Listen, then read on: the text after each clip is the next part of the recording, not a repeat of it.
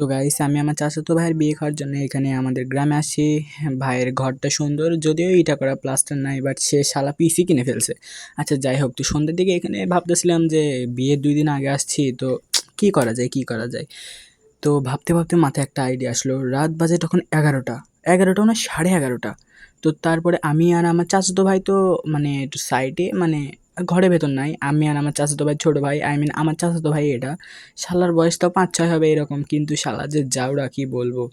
মানে তারপরে সে বলে একটা আইডিয়া আসছে ভাইয়া, তারপরে লাগাই আমাদের ভিতর থেকে ডাইরেক্ট আমরা ডিজে পার্টি চলে যাই, যাতে আমরা এখানে আজকে পার্টি করতে পারি।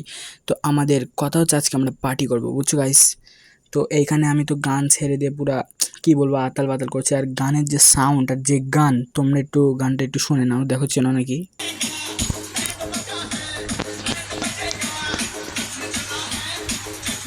গাইস আমি তো এখানে পুরো নাচানাচি শুরু করে দিছি, আমি আমার ফেস দেখাবো না। হ্যাঁ, যা সত্যি আমি দেখাবো না।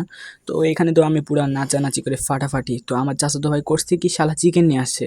তো চিকেন আমি আরও খাইলাম, আমি নাচতেছি আর চিকেন খাচ্ছি, পরে ও পানি খাইতে গেছে, যে দিকে আবার আসছে। শালাকে বললাম নাচ বেটা কি করছিস, পরে বললো ভাই আর নাচবো আসো। তারপরে নাচানাচি দুজন শুরু করে দিলাম, ও তো পুরা মুরগি ডান্স শুরু করে দিছে। তো আজকের ভিডিওটা এই পর্যন্তই, ভালো লাগলে লাইক করবেন, বাই।